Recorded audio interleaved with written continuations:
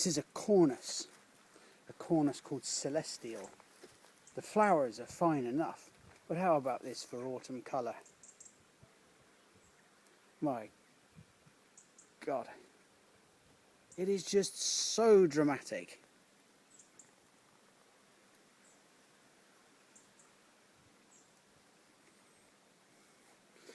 I've tried to be exciting here. Well, I know I'm not a very exciting person, but I am making some effort. I hope it's bloody appreciated. There's some young grafts there. Fucking hell. And this JS Calliant, this Persicaria. Look at that. Hey, this is October and the colour is astounding.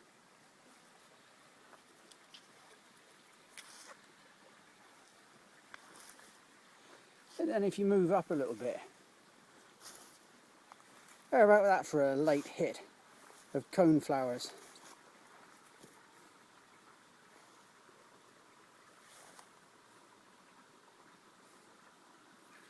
And there's a hydrangea, Aspera villosa. We've made a video about that before. But oh, it almost gives you a stiffy. Look at that. That's beautiful, that is.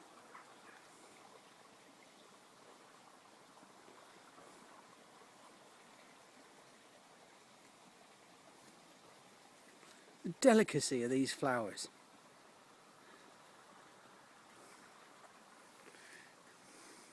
We get so hung up on summer, but even on a dull, wet, dank day like this colour just looks so lovely. Look at that.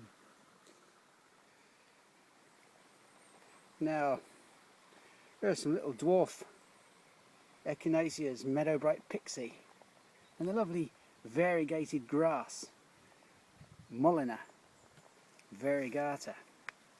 Little sprays of flower.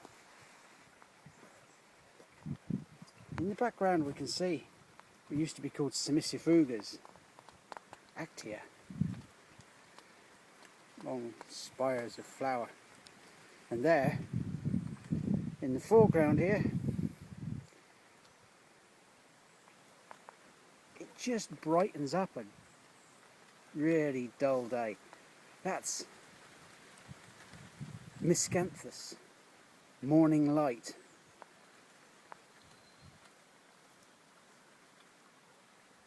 Isn't that lovely?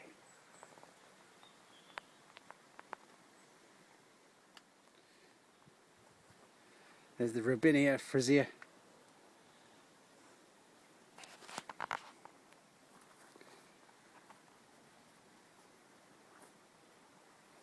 It's another Miscanthus. This is another Miscanthus. Looking really quite dramatic at the moment. This is Miscanthus Gold Bar.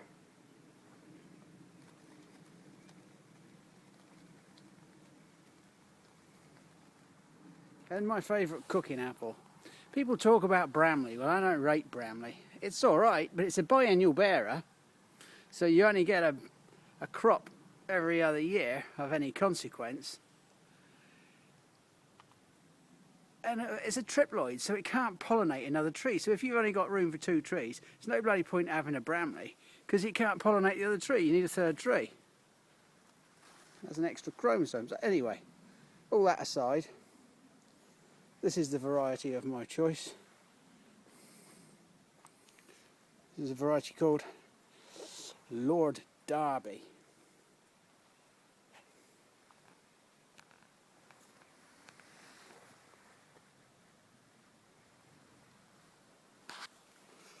Look at that.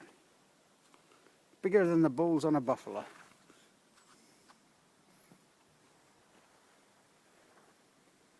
The Actias are still going.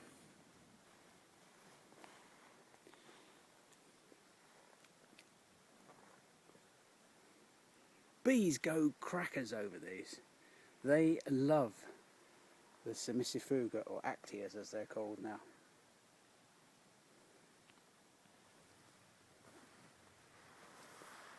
Quite keen on them myself. The white echinaceas are coming to an end. There's honey angels, the crocosmia, and this is a little beauty. This is my special plant. This came out of a batch of seedlings. It's a submissifuga, as you can see by the flower, like the dark one we've just seen. But look at the leaf colour. Golden maculate variegation.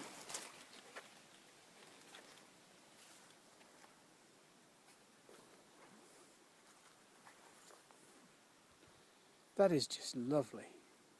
And this is October.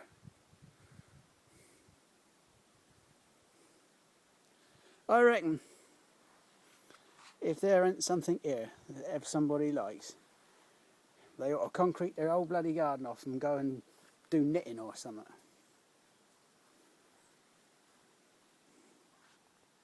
And what about that for a red hot poker? Yeah.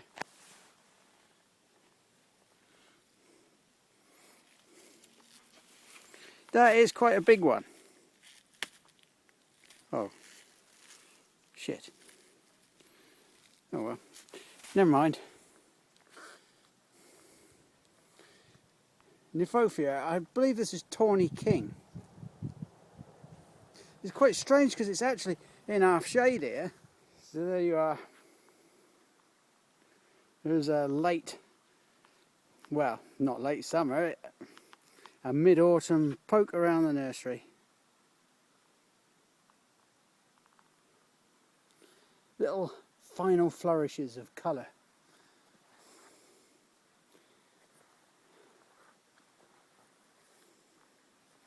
It's strange how some things have gone into their autumn colour quite quickly this year, and other things they haven't moved at all.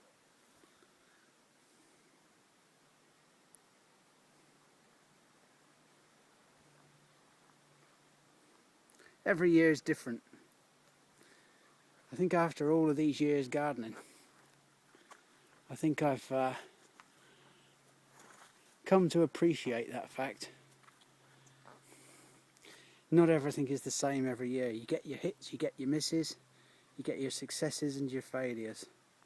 Look at the yellow berries on that Sorbus asplenifolia. And there's the Bhutan pine, Pinus williciana.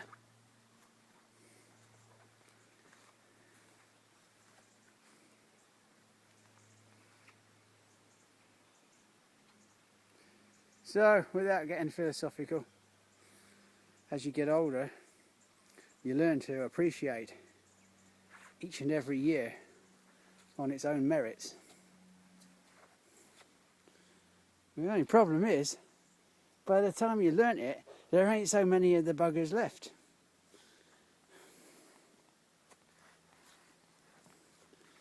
I'd rather make my peace having learnt something anyway. Something worthwhile.